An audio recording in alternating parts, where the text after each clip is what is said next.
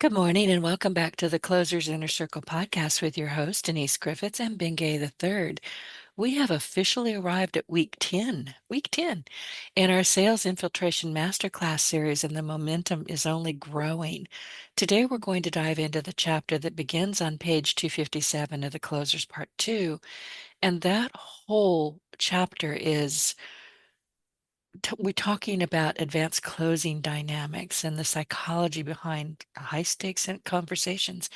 And if you've been with us from the beginning, you already know how each episode adds a layer of nuance and mastery to your sales approach. And you're learning a lot about Ben Gay III and the very famous people that he has worked with, worked around, worked in spite of, or even hired. And they're fascinating stories. So if you're just joining us, welcome. And you're more than welcome to jump in here, but we do suggest going back to weeks 1 through 9 for the full impact. This series is designed to build sequentially. We don't always make it because we do get a little bit off track, but we have great conversations.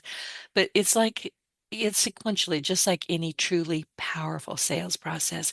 So in today's session, we're going to continue to refine your grasp of sales infiltration, not just the tactics, but the timing, the intention, and the deeper strategy behind every intention, every interaction. And we're going to be doing that with every single week until we finally make it through. It's a big chapter. It's a great chapter, but the sales infiltration. And this is where sales people become great closers. And a quick reminder, if you haven't yet picked up your closers books, Closers Part 1 and Part 2, now is the time. These books are the foundation of everything we're discussing, and they are direct from Bengay the Third himself. And in my opinion, they belong in every serious salesperson's library. Ben, good morning. It's Wednesday. How are you? I am splendid. How are you today? I'm splendid too. As I, always. I caught myself I don't think that sounded sincere.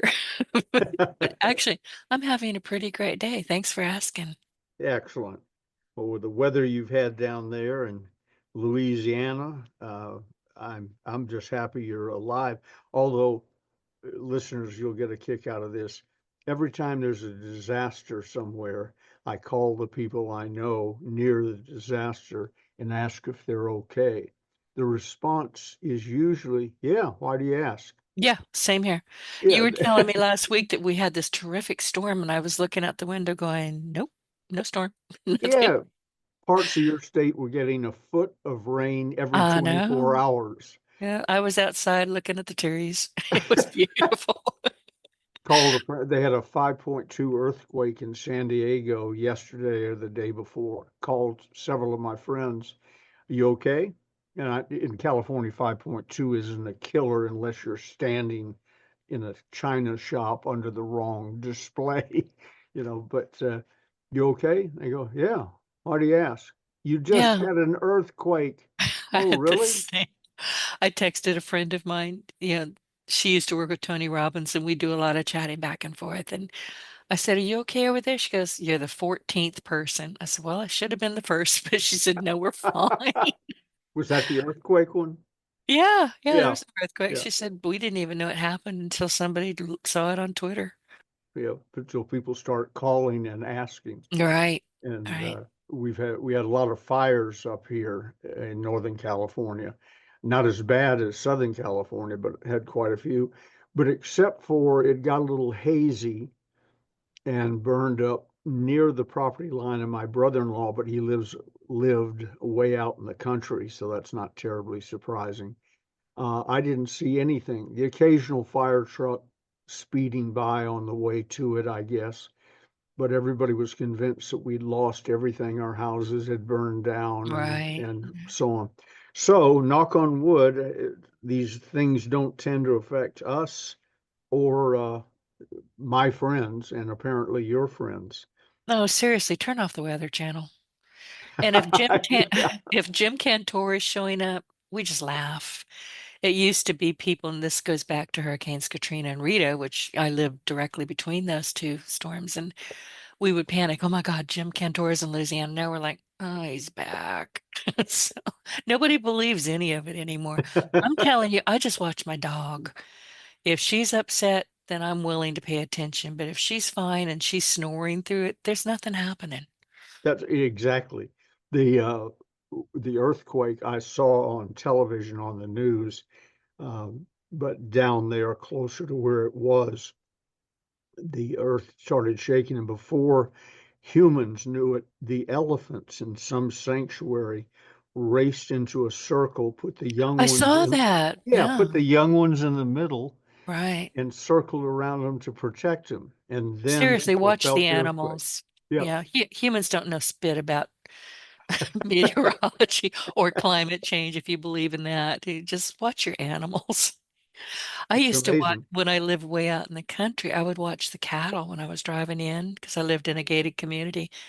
And if the cattle were acting weird, I'd say, and I'd go check it out. But other than that, I didn't care. Back, I used to do a lot of, as a kid, in-car traveling, going to national parks and so on. And among the games we played was count the cattle on your side of the car. Then if a cemetery came along, it on your side, it wiped out all the cattle you'd counted. But among the things that I had discovered then or was told, I don't know if it's true or not, if the cattle are lying down, it's going to rain. Yeah, it's not good fishing time. Yeah, I guess. I lived on a lake, so everybody out there would watch the cattle. They'd actually go out the gate to see what the cattle are doing. Well, I'm not putting the boat out there now. It's a true story. They be smarter than we think they are, That's or they exactly. got 4 feet touching the ground, so you're at least 4 times more sensitive, I guess, to what's going Yeah, on. there's no The telling. Poor Jim Cantor, I'm picking on him. I'm probably going to get a nasty letter.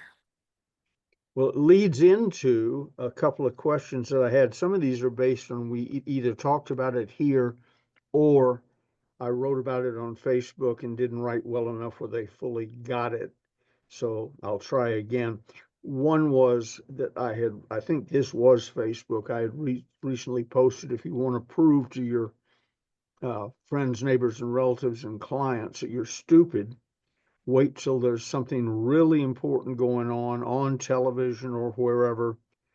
Presidential inauguration comes to mind, State of the Union comes to mind, a big earthquake in a major city comes to mind, and so on. And then call them up and say, I was looking at your website and I'd like to explain to you I can make it pull 5 times more. And you got to be wondering, are you aware of the world around you, what's going Yeah. on? And most recently, and this isn't a political statement, President Trump announced that he was going to make an announcement that would change the world. And it turned out it was the tariff thing and so on. Uh, and it has, to a degree, changed the world, both good and bad. But the point was, we all knew that he was going to do it at, I think it was 4 o'clock East Coast time and 1 o'clock, therefore, California time and so on. So when the newscasters said they had the 2 minute warning, he was about to appear, I put my phone on silent where it'll vibrate, but it doesn't ring, and I'm not going to take any calls anyway. It was like going to a spa and getting a massage. The phone rang or buzzed, buzzed and buzzed and buzzed almost as soon as he walked on. And most of them What were, did they want? Salespeople? I don't know. If you don't leave a voicemail, Yeah, if it's yeah. you, I see your name on caller ID. I answer if I possibly can. If there's no name, that's what God invented voicemail for. You go to voicemail and it's real clear. Leave your name, who you're with, why you're calling, your phone number. Be sure and repeat that, so on. And if you're not bright enough to leave a voicemail, we got nothing to talk about anyway. So, but it was just fascinating to me that my left side of my chest never stopped vibrating the whole time he was talking. And I'm thinking, whether it was true or not, it was billed as a life-changing event. That isn't the time to pick up the phone and make telemarketing calls, and No, almost it's every not. few times I glanced at the phone, it was the caller ID was telemarketer, Mhm. spam, you know, Right. whatever.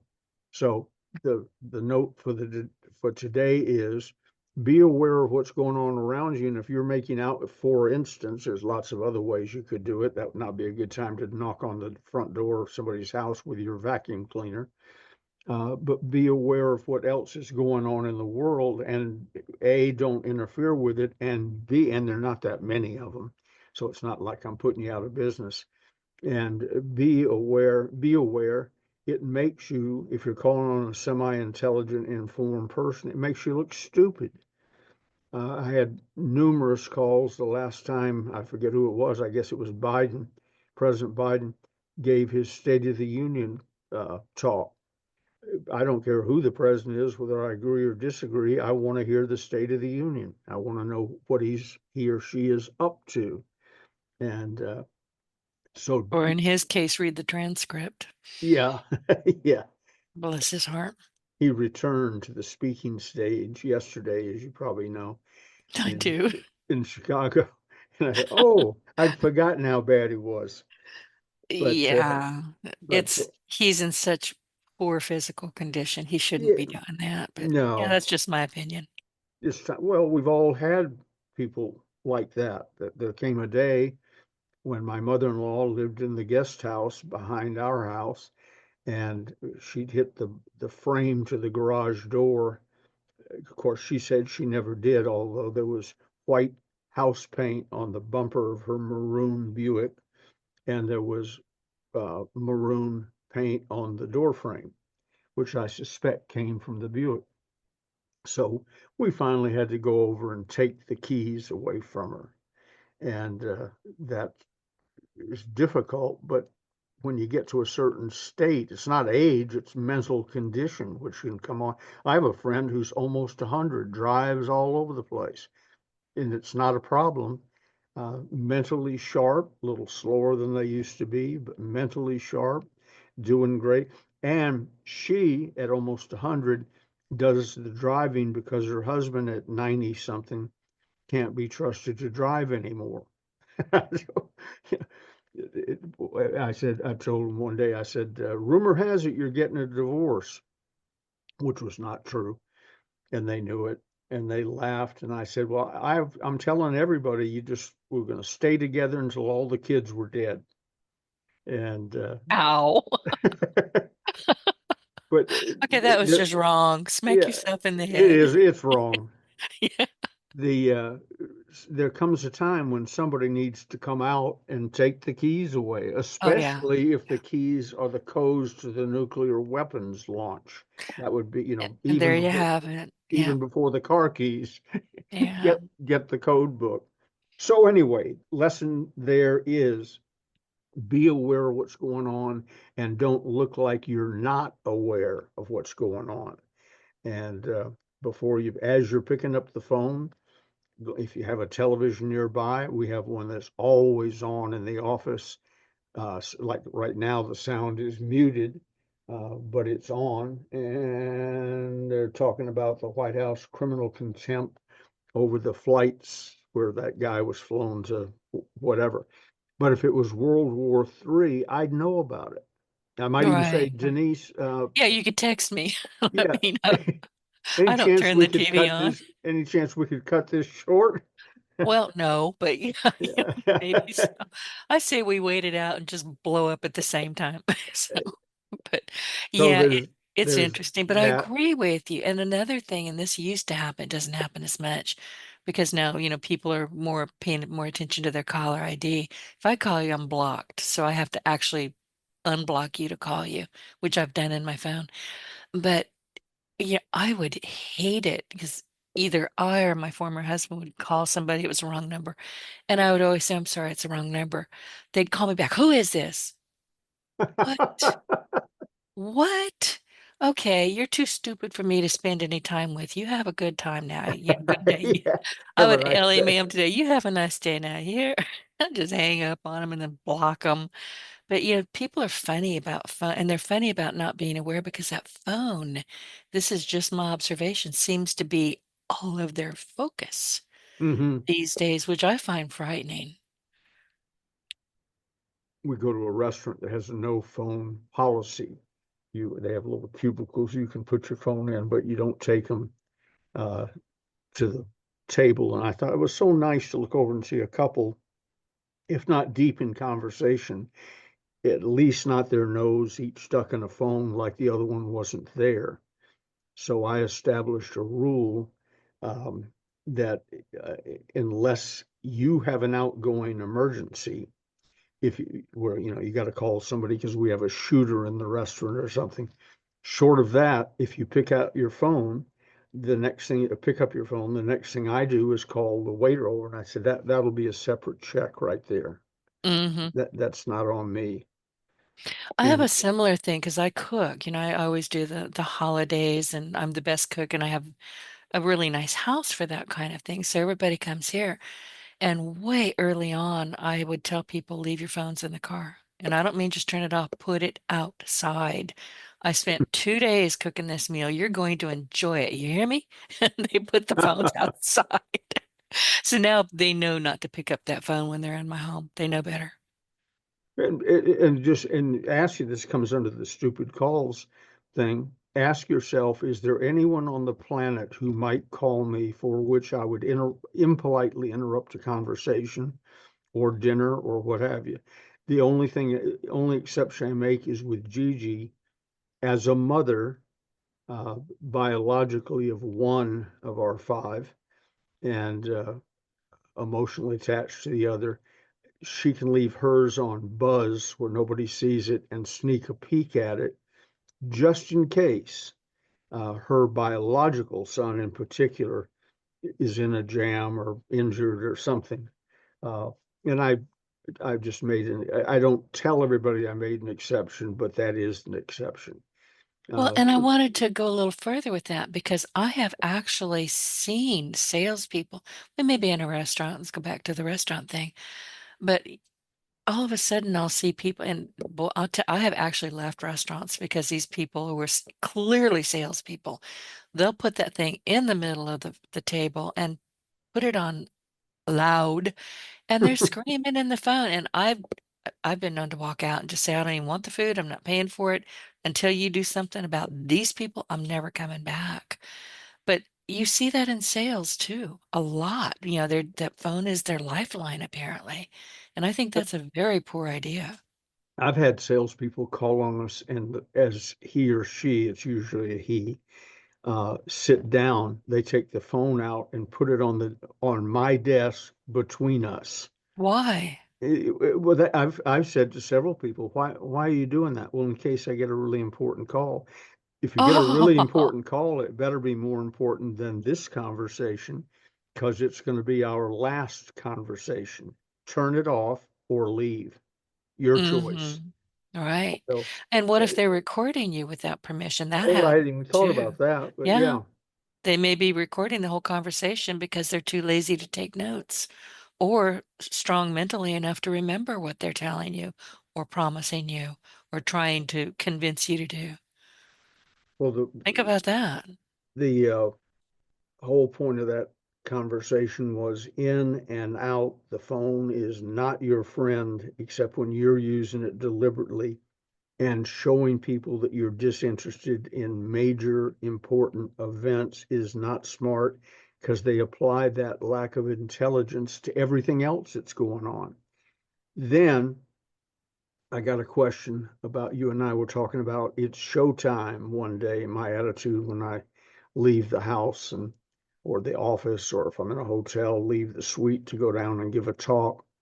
There's a point at which I pull myself together and say to myself, sometimes out loud, it's showtime. And that means you're Ben Gay, you're on stage, whether anybody's looking or not, act as if they're uh, uh, looking. And as you know, nowadays on television, on the news, when something goes wrong uh, that you wouldn't have known about a few years ago, it's now videotaped from six angles. Jimmy Rucker, my running buddy and business partner in the early days, he and I have laughed many times about we would be in prison doing life if our antics of the early days had been videotaped. They Well, that's weren't. sobering. Yeah, It's a little scary. we could go about our business uh, then, and if we weren't handcuffed in the act, we were fine. Nowadays, you do something stupid, within 20 minutes, they'll have the tape of it from shot from 5 different angles. So anyway, be aware when you leave, it's showtime. And I talked about a guy who was calling us, got out of his car, didn't know I was looking, and coughed up a spittable object and spit it in our driveway. And to this day, I'm assuming, because he thought he was going to write a pretty good order, to this day, I'm assuming he's sort of going over what he said, thinking, where did I go wrong? And I'm always saying most sales are made, lost, or heavily influenced in the first 5 to 10 seconds, 10 to 15 at the worst. In that case, it was heavily influenced in 0 seconds. He didn't know he was on, and game over. And then there's a positive one. I was talking with somebody about this the other day. I have a dear friend named Richard Burns who used to be in the home improvement business. And he was calling on a what he thought to be a wealthy woman in an upscale neighborhood. I think it was in Seattle or Portland, something up that way. And she it was a widow. She apparently wanted roofing, windows, doors, siding, and indoor in the attic insulation. And it was a 3-story older Victorian house, so probably everything needed doing. He goes to the place, goes to the front gate. She had said, "Let yourself in." Goes through the front gate, walks past the swimming pool where there's uh, an adult lady, obviously not the owner of the house because he had an idea of her age, and probably her child. And the little child splashed water on Richard. And instead of being offended or worried about how he looked, he laughed, squatted down, put some water in his hand, and threw it back at her. And it led to a little water battle, not a big deal, but enough to mess up his suit, pants, anyway. And when they finished kidding around, he said, "Okay, have a nice day." Walks up to the house, knocks on the door. The owner of the house, an older lady, answers the door and said, "You're Richard Burns?" "Yes." And they come in. She says, "Well, do your thing. My husband was a salesman, so I understand. Look around, measure, get whatever you need." So he did. And he came back with it was probably going to be a large order anyway, but he came back with the largest order or recommendation for an order he'd ever done in his career for a single family home. And it was everything: roof, siding, windows, doors, the trim around the house, the insulation. There wasn't any, and the house was probably 70, 80 years old, um, and so on. So he sat down, penciled it out, and I forget what it was, but I remember when I heard the figure, I thought, whoa, that's an attention getter, because I do a lot of work in the home improvement field. I'm not sure I've ever heard one that large since, especially if you adjust it for inflation. This is quite some time ago. So he turns it around and hands it to her, and she glances at it, says, "Do you have a pen?" He hands her a pen. She signed it, says, "That'll be good," and signed off on the order. She didn't spend 10 seconds studying it. She saw the dollar figure total. And then she looked up at Dick, who was a little taken aback. And she said, I'm paraphrasing, she said something to the effect of, You're, uh, you're a little surprised how well that went. And my husband was a salesman. You're also concerned that anything goes that fast is going to bounce back out. And he said, Well, the thought crossed my mind. And she said, No, it's not. She said, But what you don't understand is A, you came highly recommended. So I really wasn't concerned about that. B, your sales presentation wasn't the first time I studied you. I studied you standing on that sofa, and she pointed across the room, peeking through the blinds as you played with my granddaughter. And I said at that time, unless the amount is just totally out of line, I'm in.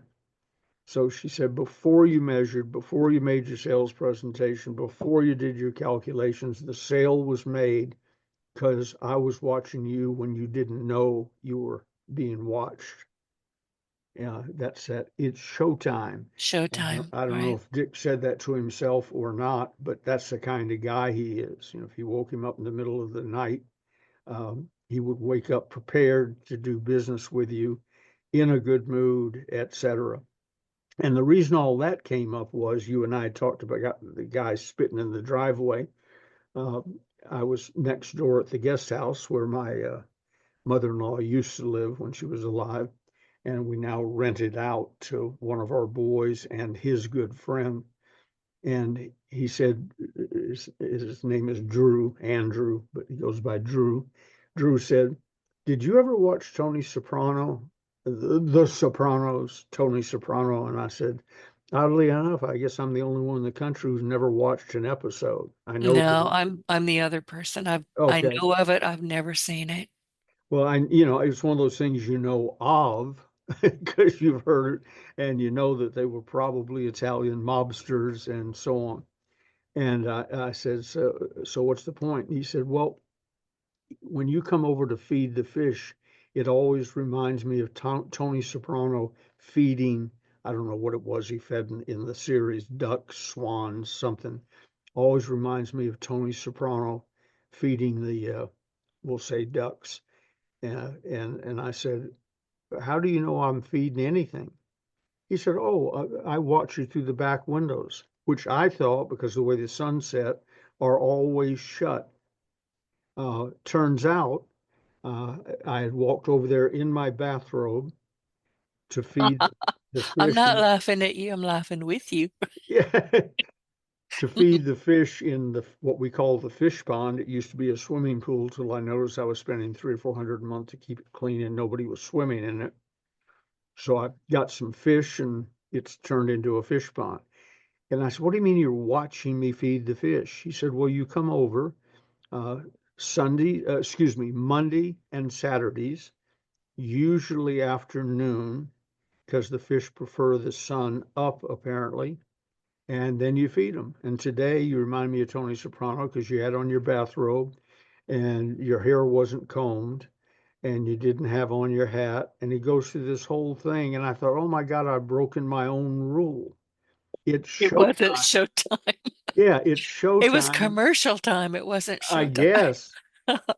But even in my own or in the backyard of a guest house, even in the backyard of a guest house at a deserted swimming pool that's now a fish pond, you're on. You're Right. always on. So if you're outside your own bedroom, uh, understand somebody is probably watching. Oh, and a small, I hadn't planned to tell anybody this, but it was funny. A house we used to live in across the street when I first got with Gigi, we rented it for a day or two, excuse me, a year or two, has since been sold twice. This is over 30 years. And most recently by a young lady who I never really met, but I saw her and she was moving to Texas to be closer to one of her kids and her job. So the house went up for sale. Meanwhile, back at the ranch, I'm fiddling with my phone one day, and lo and behold, there's a black and white picture, live as it turned out, inside her house. For a camera, we put up some cameras for some reason years ago, and I thought we took them all down.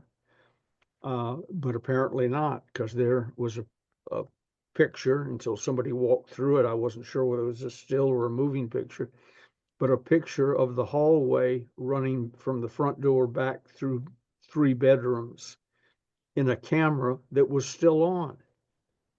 So I didn't know how you go graciously tell a single lady you've had a camera in her house for 3 years. So once I saw the house was for sale, I told a realtor, if only for old time's sake, I'd like to go through it. She said, I'll get the key and let me in. And I said, can I be in here alone for just a minute? just for old time's sake, she said, That sure. wasn't suspicious. No, not at all. She went out in the front yard while I located the camera. I had a screwdriver with me and took it down. It wasn't in plain sight. She wouldn't have known. It was tucked away in a corner and so on. But if whether you're feeding the fish, spitting in the driveway, or wandering down your bedroom hall in your bathrobe, somebody might be watching. You're on, this is show business. And if you're in selling, you're always on. And in this, And they're listening. Yeah, yeah, that's right. that's just as important. People can hear you. Just as a for instance, again, I was at a Chinese food restaurant with my friend Maggie, and there was this, obviously he was a salesperson, and he was just foul mouthing outside somebody on his phone. But when he came in, it was showtime. I went, too late, buddy. Hmm, We all heard you. You're loud, you're crude. I don't care what you're selling or giving away. You're done as far as I'm concerned. absolutely. Uh, and with Ring doorbells, Yeah, as I yeah. mentioned earlier, Jimmy Rucker and I could have not led, and we were just mischievous. We weren't criminal, but the we couldn't have led the life we led if I was being photographed from six angles at 2 o'clock in the morning. Oh, So exactly. I logged into Nextdoor app the other day. Just I do it for fun. The other day, somebody lost a turtle not so long ago, and I put it up on LinkedIn. A white cat walked into this lady's house, one of my neighbors, I don't know her name, walked into her house, ate some breakfast, pooped in the litter box, and left. She's like, okay, now I'm entertained. But you'll see, and then I see talking about the Ring doorbells. I get people who are just hysterical. This person knocked on my door today. I don't know who it is. Well, you could have asked them or ignored them. What are you so head up about? Just ignore it. But yeah, you're right. You're photographed everywhere. Phones are everywhere. Just behave yourself. you know, be aware because it could cost you the biggest sale you'll ever have, and it may not be. You might be spotted doing something stupid at Home Depot, and you think, well, I'm off duty because what I sell is something they don't sell at Home Depot, and so on. That's not true. Everybody you sell goes to Home Depot or your most popular local grocery store or what have you. So you're always on. It's not just when you're standing in your store in front of your computer or what have you. You're always on in this, and that's not bad. Ju- You know, uh, Somebody said, they could break into your email. I said, I don't put anything in the email or anywhere else I would mind seeing on the front page of the New York Times. Right. There was a time when that wasn't true, but I decided to live my life in such a manner that you can photograph me, film me, hack my computer. It doesn't make any difference. I'm fine. I'm through those other times, but I wish I'd gotten through those other times sooner. Separate subject, and we've talked about this one too, but it came up again. I call it being nibbled to death by ducks. And Hmm. what happens is, I had a client who came to me one day and uh, became a client, and this was the first conversation. He said, "I'm making good money, but he's in selling. I'm making good money, but I don't seem to have as much money as I should." Well, do you drink? Do you do drugs? Do you do all the normal headline events? He passed. And I said, okay, well, get out let's see your expense, break them down. I'm not going to sit here while you do it, but break them down. And the next time we meet, show me where the money's going. Denise, he had $7,000 a month going to $15 here, 150 Hmm. there, Yep. 12 there, sign up for this, and then it And never. then keep it right. You keep paying for it because you don't use it and you forgot it was there, but somebody's making money off of you. Right. It's just $30 to give it a try, but you have to cancel it. He had some things he didn't remember what they were that were $50 a month, as best I recall, maybe more $50 a month. He didn't know what they were. He hadn't used them, and he'd gotten so used, and his accountant had gotten so used to seeing them on the statements that they figured it was something he wanted. It totaled, there were a couple of heavier hits, but it totaled $7,000 a month. And each one, with a couple of exceptions, each one could be easily overlooked. I call it being nibbled to death by ducks. And we salespeople have a tendency to not be real detail oriented. I got suckered into doing, and I'm happy I did. It's one of the best things I've ever done. But I got suckered into doing my People Builders program at San Quentin State Prison for 5 years, 12 hours a week, 6 o'clock Friday night to 6 o'clock Saturday morning, for free, because they brought me a stack of papers and said, fill all this out and we'll get it approved. And I'm going to push it through. We'll probably get it done in a couple of years. I said, a couple of years? What I was really looking at, because you always got stuff in the pipeline that's a couple of years old, and there's something always coming out of the pipeline that was, so that didn't really bother me, other than I would make a good farmer, for instance. If I plant something, I want to pick it tomorrow morning, not 5 months from now at harvest time.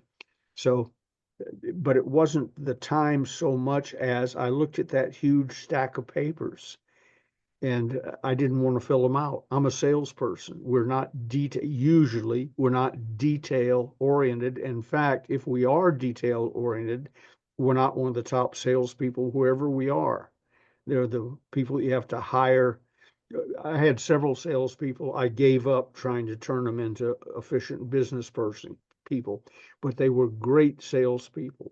So in one case, I encouraged him to hire an assistant. In another, I hired the assistant to run around behind them actually, run around behind them, take care of their dry cleaning, get their car filled with gas, do this, do the follow-up calls, set appointments, and so on. Because what they were good at was closing sales, talking to someone for 30 minutes max, close the sale, and we had $25,000 roughly that we didn't have before. I don't need that person filling out paperwork or being real detail oriented. Therefore, we don't. We delegate. I delegate as much as I possibly can. I encourage people who work for me to do the same, no matter what their job is. But if they're in selling, I don't want you doing much of anything but selling. You have to go to the bathroom occasionally. You have to eat. Other than that, I want you selling. And so aiming your time in the right direction would certainly be a tip for this morning. And then last but not least, and this, no one asked me about it, but I just got the biggest kick out of it. I was watching the Masters a week or so ago, last weekend, I guess. And That's golf, right? beg your pardon? Is that golf? Yeah, I'm so Woohoo! that's a good point. I assume too much. The I feel so Masters, smart because I yeah, don't know I the don't know the difference between a football and a basketball, except one's pointed on the other ends. I don't know. That's I've told you before that to the day he died, my father laughed because one time trying to impress him, he was quite agile. He wasn't a football player, but he was agile. He could do backflips. The day he died, he did a standing there over, backwards, foot to foot. Literally on the day he died at age 60, he could still do a standing backflip. And so I was always trying to, me too, Dad. When the truth is, I wasn't good at anything. So one day I uh, made up a story. I told him I'd been elected captain of the team or something. And he said, which team? And when you said basketball, football, I didn't know what season it was. I had just come home from school and for some reason decided to lie to impress him. So he said, well, what team? I said, well, Murphy High School. It was actually the grammar school, East Lake Grammar School there. And he said, no, no, what sport? Football, basketball, soccer, whatever. And my clever comeback was, oh, I'm sorry, I was elected captain of the balls. meaning since I can't pick one because I don't know what season it is, I'm captain of all balls. And Oh so boy. even when I was up and running and making a lot of money and flying in to see him in the Learjet and everything, he would say, "This is my son. He's president of Holiday Magic Cosmetics and all of its subsidiaries. But more importantly, he is captain of the balls." So anyway, I was Your watching the dad sounds like Masters. he was wonderful. It reminded me, watching the Masters reminded me of playing golf with my father and two of his friends one day at East Lake Country Club in Atlanta, Bobby Jones' home course, and where my family and other wings of it had belonged there for almost 100 years. So I was very comfortable at it and a little casual. Probably I didn't earn the right to be there. My father and previous generations had, but we're on the 18th green right in front of beneath the clubhouse. Just come up a slope from a pond. If your ball went the wrong way rapidly, you could be on the green and your next shot could be looking for your ball in the water. And so they put, I was closest when we came up by some miracle. So they had, you in golf, you putt farthest away from the hole goes first. So all three of them, Dad and his two friends, had putted out, and I had uh, about I'm guessing 6 inch putt left, maybe 8 inches, not much. And so I walked over to it because now I'm one of the guys, they're 60, I'm 14 or whatever. And I took my putter and I said, "That's a gimme," and backhanded the ball over to where my bag was. Fortunately, it hit the bag, or else it would have gone down the slope and into the pond. Uh, and Dad looked up at me and said, "You left yourself a long one." The ball was up against my golf bag about 30 feet away. And I said, "No, no, that was a gimme." He said, "Son, we give you gimmies. You don't give yourself a gimme." Gimme is, Denise, it's so close you don't have to really put it out. We'll just pretend like you knocked it in. Oh, I was You don't, about to ask because I had no idea what you were talking yeah, about. yeah. So it turns out I learned that day golf manners. The people you're playing with give you the gimme. You don't give yourself the gimme. So what's a And mulligan? I've heard that term. mulligan is it's casual golf. You don't get that in golf tournaments. Oh, Mulligan okay. is you hit a ball and it went so bad, out of bounds, into the woods, whatever. You can drop another ball if your friends allow it and hit another ball. Now you're hitting your second stroke instead of in the woods looking for your ball, which will turn into the fifth or sixth stroke before you get back out again. So mulligan is a casual term. And I thought, while we're teaching you golf, here's one. There's a thing called a ringer score. Not all golfers know about it, but a ringer score is, let's say it's the first day you've ever played golf. You put two scorecards in your pocket and you record how you played. One you turn in for your handicap at the clubhouse, the other one you keep. And the next time you play, anytime you score better on a given hole, you erase your first score and write in the new lower score. And over time, I don't really remember 3 or 4 years, but over time, my ringer score at East Lake, which is one of the most beautiful and respected golf courses in the country, if not the world, was 54. That's 12 strokes, excuse me, 18 strokes beneath par. I never hit a hole in one. I don't think I ever had an eagle, which is two under par, or birdie is one. But over time, I birdied every hole on the course. But it probably took me 3 or 4 years, as best I recall. But my ringer score was 54, and this is a, believe it or not, a sales lesson. You've had great days. You've had a year where you sold more than you ever sold in your life. Now, the trick is mentally to pull that all together. I am capable, or was capable, of shooting one under par or birdie on every hole in one of the toughest courses in the nation because I did it. But I didn't do it all on one day. I did it over 3 or 4 years, but physically I was capable of doing it because I did it. Mentally, obviously, I wasn't capable of doing it because I never, never shot more than 2 or 3 birdies on a great day on the same day.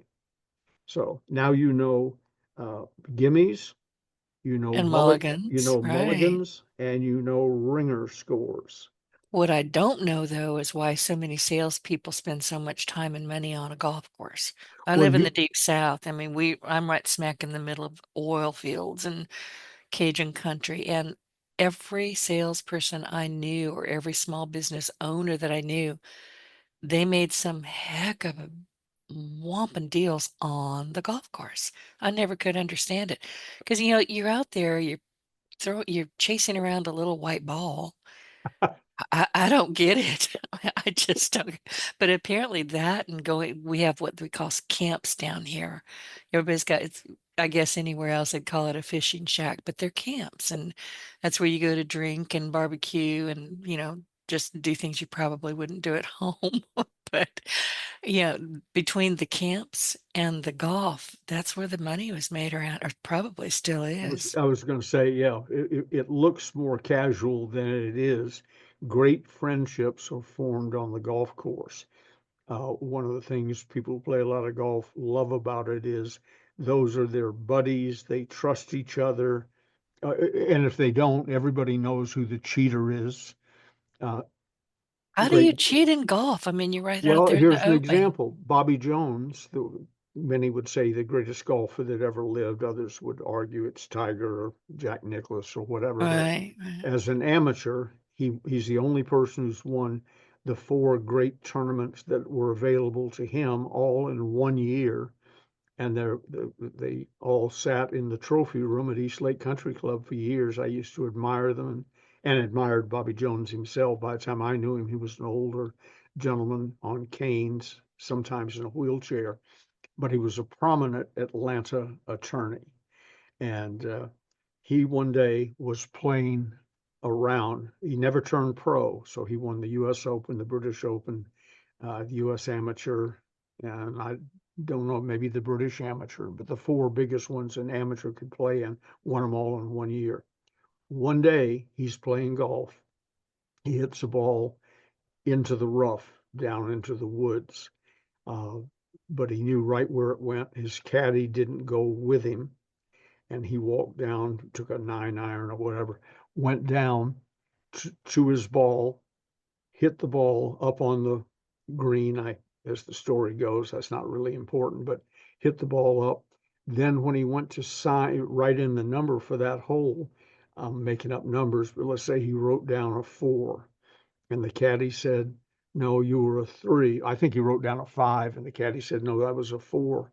He said, "No, when I was down in the woods, I grounded my club. You can't put your club in the rough off the fairway down into on the stuff because you move stuff around. You could improve your lie. It's called grounding your club, and it's not allowed. If you do it, it's a stroke. In other words, grounding your club is a stroke. Nothing happened, but you got to add it to your thing." And so anyway, Bobby said, or Mr. Jones, as I used to call him, Mr. Jones said to his caddy, "No, I grounded my club down there." And probably the caddy said, "No one knows." you know, you and me now. And Bobby said, "I know," Yeah, and yeah. wrote down the higher score and lost the tournament by that one stroke. So that's when played well by decent people. Golf is very honorable, based on trust, and skill, of course, and gentlemanly. I've met some of the nicest people I've ever met playing golf. I personally didn't do a lot of business on a golf course, if any. I was A, too young, and B, when Jimmy Rucker and I got into Holiday Magic Cosmetics, that wasn't a golfing crowd. No, I So we wouldn't just think. put our head down and went to work. But Well, my father could probably, if you gave him a little time, he could have told you how much money he made on the course. Between the second and third hole, they became good friends. Between the fourth and fifth hole, casually walking down the fairway, they talked a little business. And the following Monday, he wrote up big orders. So Gotcha. it's not quite as fun loving and casual as it might appear. A lot of money is written on the golf course. And you're going back to what you said about, you meet people and you form these connections. My very dear friend Jim Tunney, NFL Mhm. Dean of NFL referees, he passed away not so long ago, but he used to tell me some wonderful stories because he golfed, but he he met Frank Sinatra and became very good friends with Frank and Sinatra, and I think his wife's name was Barbara, worked with Barbara her. March. Right. And then another, I mean, he would tell stories about very famous people that you and I both knew. James Garner. I remember him telling me they were very good friends. They'd get on the golf course, but he'd say one thing you don't do if you're out there and what do you, a spectator, you don't talk to James Garner when he's golfing. He doesn't like it. I was like, really? Because he always seemed like such a nice guy, and he was. And if you didn't, mess up his concentration, Yeah, when he's he would tell some busy. stories. Right, right. But Jim got to know Frank Sinatra because he was a speaker. He did a lot of things. He was the NFL referee, Thursday night football, I think it was, and he was quite famous for that. And he was in Vegas. He was there for a speech that he was giving, and he saw that Frank was the headliner. And he ran to when you could still buy records, and he ran to the gift shop and he bought a record and he took it to, you know, the person at the desk. He said, "Listen, I'm not going to try to get in Frank Sinatra's way, but I would love to find out if he would autograph this for me." And he told him who he was. And he gave the record to the guy, and he gets the call, can Jim Tunney come to the white phone or whatever it's called? And he did. And this very excited voice said, "Are you really Jim Tunney?" And he said, "Well, yes, I am." He said, "Where are you? Don't move." And this guy comes running at him. He was Frank Sinatra's manager. He said, "Frank loves you. He won't watch football unless you're on the field." And, he invited him in and they became very close friends. One of those happenstance things, but they golfed together all the time. And one of the things golf has that most sports don't have, which equalizes, let's say Tunney was a far better golfer than Sinatra. We have the handicap system. You play a round, that's your first round, you play another round, then we start averaging out what is your handicap? On average, how far over par on most courses, that's 72, are you? And let's say I average 80 uh, per round, then my handicap would be 8. So now when we play, it's not like I don't have a chance of beating you or vice versa, and it's boring to you or boring to me. I start out with a handicap of 8 strokes. So we're even in skill. In other words, every hole is interesting because I got 8 strokes on my side of the table to start with. So that was another thing. It's not like well, I'd love to play with you, but I'll mess up your game because I'm not very good. What's your handicap? 12. Super. Oh, okay. I always wondered what that meant. Not Yeah. enough to go find out, but it's one of those things that kind of sits with you. What's a handicap? Why do they need a handicap? What the heck? And then I'd forget all about it. Quick golfing story. We took a bunch of people to Greenbrier in West Virginia, one of the great resorts in the world. And I said, you can do whatever you want. One guy soloed. He took flying lessons. I'm sitting out at the pool watching this plane go over and over. I said, somebody's trying to get their license because you don't fly that much in a given day if you're paying for the flight lessons and so on. Well, it turned out I was paying for the flight lessons. Ow. He was charging it to his room and he didn't get his license that quickly, but he soloed in the roughly a week that we were at Greenbrier. Meanwhile, over in the clubhouse, Sam Snead, one of the great old time golfers, was their honorary golf pro. They had a real one who ran the golf shop and taught the lessons and all, but Sam Snead said he played out of Greenbrier, and Greenbrier was proud to say Sam Snead was their golf pro. He's in the pro shop. Three of my guys recognize him and said to him, "Oh, four of my guys recognize him." And of course, you only play four. A foursome is the most you put into a group in a golf course. And Sam said, "Do you mind if I join you?" And they said, "No, we'd be honored, but we already have four people." He said, "Here, I can be the fifth," because Oh, he's the golf pro. right. I'll So do what I want. yeah, he adds himself to it. When I go to check out a few days later, and it was an interesting bill adjusted for inflation to today, it was over $400,000.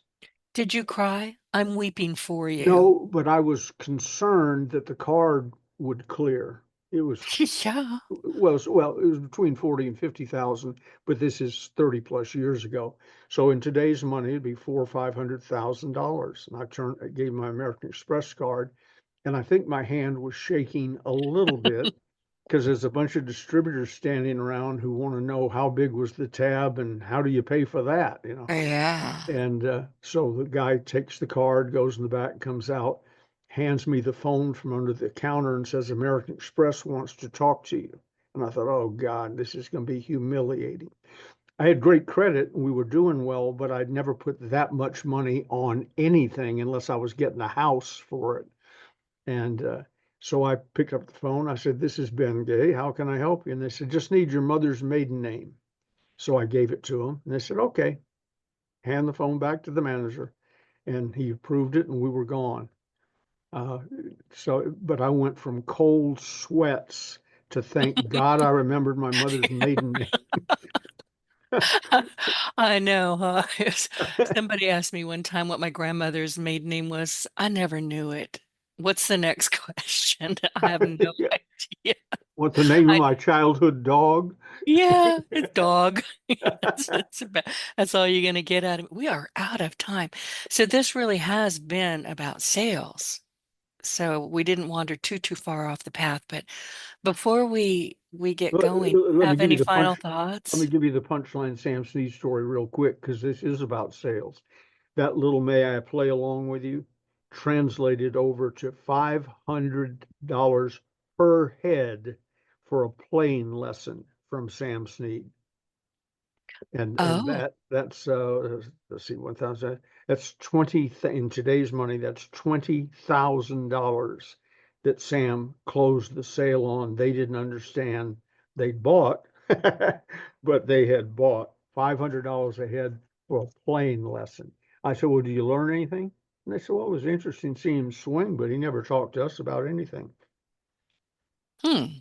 So anyway, I'm sorry for interrupting. I just wanted to finish No, with that no. little thing. I've always wondered what the correlation was between salespeople. Look, Trump is on the golf course all the time, President Trump. Yep.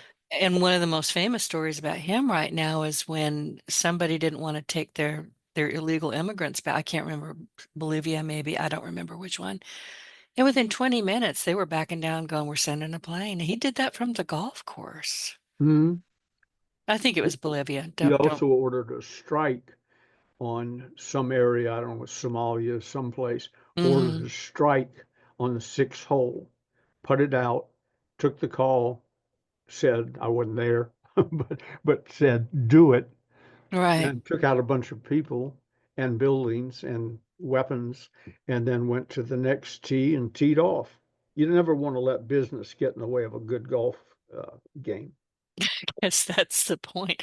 I've never really understood it, and I've seen it time and time and time again. And Jim Tunney would, and you were telling me these wonderful stories. I'm still not quite understanding it, but if I'm going to hazard a guess that it's camaraderie, it's trust, it's companionship of a sort, but mostly it's building those connections and keeping those connections. Yeah, and 3 or 4 hours of not being bugged by other people. Right, You're one right. on one with whoever you want to be one on one with, and kidding Okay. around in a great mood, nature with three other people or two other people plus your target. But it's a great play. You know, where else can you get somebody relaxed and happy for 3 hours who is really a prospect? No, that's a good point, and I never thought about that. We are going to run out of time quickly, so tell people where they can get the closers parts one and two. because Right. it's important. You need those for your sales library. Go to stores, stores dot ebay.com/Ronzoni books. That's all one word, of course. RONZONE books, BOOKS, Ronzoni books. So stores.ebay.com/Ronzoni books. And there's all the current closers books. We're about to add some to it, including yours, Closers Part 4 on podcasting. And you get, they're all signed and dated by me, free shipping and special pricing. And they still come with our unconditional lifetime money back guarantee. So it's the best. You can get them lots of places, but that's the best place, the most efficient and least costly place to get them. And then if you're interested in my mentoring program, where I do for other people what Dr. Napoleon Hill and many other people, but Dr. Napoleon Hill officially for money did for me, just shoot me an email. It's BFG3. That's B as in Ben, F as in Frank, G as in gay, the numeral 3 at DirectCon. That's short for Direct Connect. DirectCon.net. And just I don't really care what you say at that point, but make sure on the subject line it says mentoring, and I will send you, no cost, no obligation, no follow-up calls. I will send you a written letter via email that explains to you exactly how it works, what it costs, and an application form. So you can read it over. If you want to do it, send back the application form. If you don't want to do it, throw them all in the trash.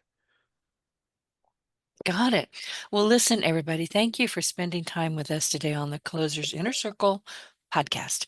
Keep your timing sharp and your message even sharper. And we will see you next week as we continue what has really become a deep dive in the closers part 2. Until then, keep closing with purpose. Ben, thank you. I'll see you next Wednesday. Hello, Okay, can you hear me now? I can hear you now. Can you I hear f- me? yeah, I feel I like already we're hit doing the X, a hit the X phone button. commercial. Yeah. All right, I'll see you next Wednesday. All right, dude. You have a wonderful day. Thanks. And Oh, happy next week, Easter. let's start out next week with some 3 or 4 of the people on that list, because we've teased it for 2 weeks and haven't gotten to, I don't think, any of them. Yeah, Augmendino, Maxwell. There were Yeah. several of them, I think. Okay, got it. I'm taking notes. All right. I'll talk to you later. Happy Easter to you and Gigi.